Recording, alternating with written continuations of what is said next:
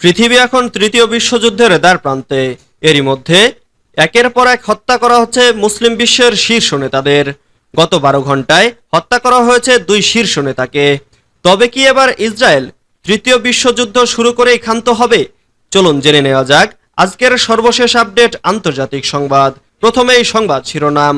হানিয়ার রক্ত কখনো বৃথা যাবে না বলেছে ইরান। এরপর জানিয়ে দিব ইসরায়েলে বড় হামলার আশঙ্কা, জরুরি বৈঠকে বসছেন নেতানিয়াহু।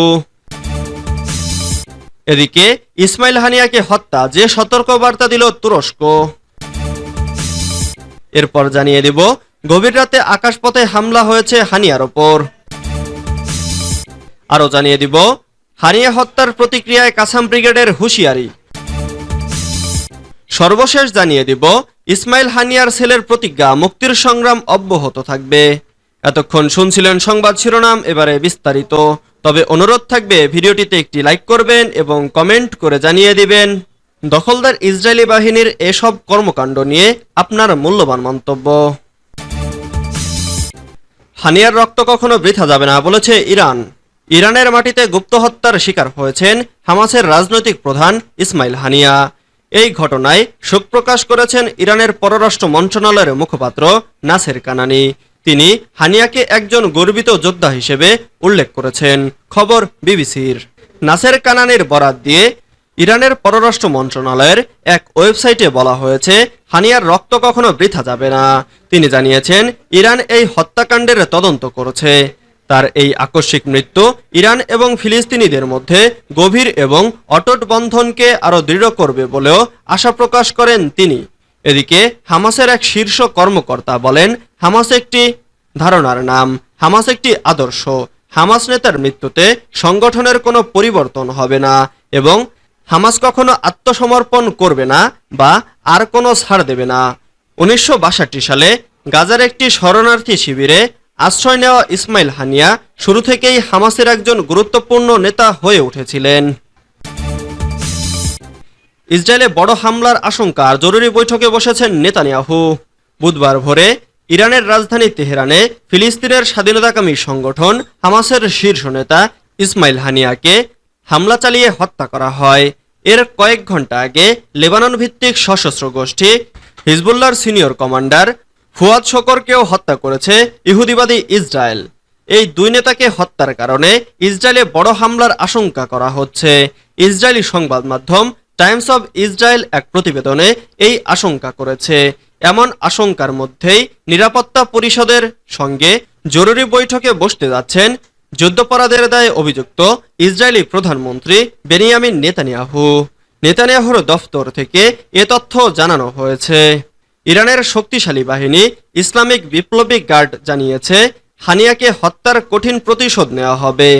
তারা এক বিবৃতিতে বলেছে, তেহরানে গুপ্ত হত্যার শিকার হানিয়ার হত্যাকাণ্ডের জবাব হবে কঠোর ও বেদনাদায়ক। ইরান এবং প্রতিরোধ বাহিনী এই অপরাধের জবাব দেবে। ইসমাইল হানিয়াকে হত্যা যে সতর্কবার্তা দিল তুরস্ক। ইরানের তেহরানে গুপ্ত হত্যার শিকার হয়েছেন ফিলিস্তিনের সশস্ত্র সংগঠন হামাসের প্রধান ইসমাইল হানিয়া। হামাস প্রধানের নিহতের ঘটনায় নিন্দা জানিয়েছে তুরস্ক। বুধবার 31 জুলাই সকালে তেহরানে তার বাসভবনে হামলা হলে হানিয়া ও তার এক দেহরক্ষী নিহত হয়েছেন বলে নিশ্চিত করেছে ইসলামিক রেভলিউশনারি গার্ড কর্পস। খবর আনাদুলুর। তুরস্কের পররাষ্ট্র মন্ত্রণালয় এক বিবৃতিতে জানিয়েছে, হামাস নেতা ইসমাইল হানিয়াকে হত্যা একটি জঘন্য ঘটনা।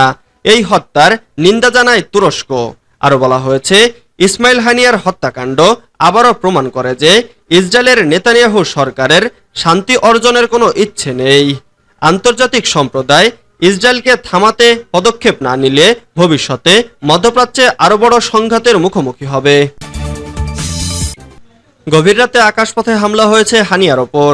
ফিলিস্তিনি প্রতিরোধ আন্দোলন হামাসের রাজনৈতিক প্রধান ইসমাইল হানিয়ার ওপর গভীর রাতে আকাশপথে হামলা হয়েছিল। তেহরানে যে ভবনে অবস্থান করেছিলেন হানিয়া, সেখানে এই হামলা হয়। এতে হামাস প্রধান এবং তার এক দেহরক্ষী নিহত হন। মঙ্গলবার ইরানের নবনির্বাচিত প্রেসিডেন্ট মাসুদ পেজেশকিয়ানের শপথ গ্রহণ অনুষ্ঠানে অংশ নিতে তেহরান গিয়েছিলেন হানিয়া।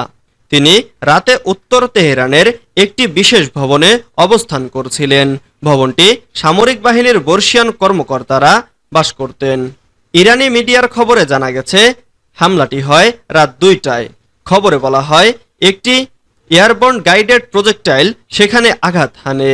এই হামলায় ইরানি নিরাপত্তার ত্রুটি আবারও প্রকটভাবে তুলে ধরেছে। খোদ রাজধানীর সুরক্ষিত স্থানে এভাবে হামলা চালানো, তাদের নিরাপত্তায় ত্রুটি থাকার বিষয়টি আবারও ফুটে উঠেছে। এর আগেও পরমাণু বিজ্ঞানী সহ কয়েকজনকে হত্যা করা হয়েছে। বুধবার এক বিবৃতিতে হামাস ওই হামলার জন্য ইসরায়েলকে দায়ী করেছে। তারা জানায়, ইরানের রাজধানী তেহরানে তার বাসস্থানে জায়নবাদী গুপ্ত হামলায় এ ঘটনা ঘটেছে বলে জানিয়েছে তারা। হানিয়া হত্যার প্রতিক্রিয়ায় কাসাম ব্রিগেডের হুঁশিয়ারি। তেহরানে হামলা চালিয়ে হামাসের রাজনৈতিক প্রধান ইসমাইল হানিয়াকে হত্যা করেছে বর্বর ইসরায়েলি বাহিনী। এ হত্যাকাণ্ডকে একটি বিপজ্জনক ঘটনা অভিহিত করেছে হামাসের সামরিক শাখা কাসাম ব্রিগেড। সশস্ত্র বাহিনীটি হুঁশিয়ারি উচ্চারণ করে বলেছে, এ ঘটনা পুরো মধ্যপ্রাচ্যে বড় ধরনের প্রভাব ফেলবে। বুধবার কাসাম ব্রিগেড এক বিবৃতিতে এ হুঁশিয়ারি দিয়েছে। বিবৃতিতে গর্ব ও সম্মানের সর্বোচ্চ অভিব্যক্তির সঙ্গে সশস্ত্র বাহিনীটি বলেছে, আমাদের সংগ্রামী ফিলিস্তিনি জনগণ, আমাদের আরব এবং ইসলামিক দেশগুলো এবং বিশ্বের মুক্ত জনগণের প্রতি আল কাসাম ব্রিগেড ঘোষণা করছে যে ফিলিস্তিনের স্বাধীনতাকামী সংগঠন হামাসের কমান্ডার আমাদের নেতা ইসমাইল আব্দুল সালাম হানিয়া শাহাদাত বরণ করেছেন। তেহরানে তার বাসভবন লক্ষ্য করে বর্বর ইসরায়েলি বাহিনীর কাপুরুষোচিত হামলায় তিনি নিহত হন। ইসরায়েলি বাহিনীর এই নাৎসি অপরাধের প্রতিক্রিয়া হিসেবে আমরা নিম্নলিখিত বিষয়গুলো নিশ্চিত করেছি। প্রথমত, আমাদের নেতা ও যোদ্ধা আবু আল আবদ তার উৎসর্গ, সংগ্রাম এবং ত্যাগে ভরা জীবনযাপনের পর পরকালে পাড়ি জমিয়েছেন। তার পুরো যাত্রায় তিনি আন্দোলনের বিকাশ ও সংগ্রামের বিভিন্ন স্তরে আমাদের সঙ্গী ছিলেন। বিভিন্ন পয়েন্টে স্পষ্ট অবদান এবং চিহ্ন রেখে গেছেন। তিনি ফিলিস্তিনের জন্য অনেক ত্যাগ স্বীকার করেছেন এবং প্রতিরোধ আন্দোলনকে শক্তিশালী করতে, জাতির প্রচেষ্টাকে একত্রিত করতে এবং জেরুজালেমের বিরুদ্ধে সংগ্রাম পরিচালনায় গুরুত্বপূর্ণ ভূমিকা পালন করেছেন। ইসমাইল হানিয়ার ছেলের প্রতিজ্ঞা, মুক্তির সংগ্রাম অব্যাহত থাকবে। ইসমাইল হানিয়ার ছেলে আব্দুস সালাম হানিয়া বলেছেন, তার পিতার হত্যাকাণ্ড ইসরায়েলের বিরুদ্ধে ফিলিস্তিনিদের প্রতিরোধ শেষ করতে পারবে না। তিনি বলেন, আমার পিতা তার দেশপ্রেমের যাত্রায় 4 বার হত্যা প্রচেষ্টা থেকে বেঁচে গিয়েছিলেন।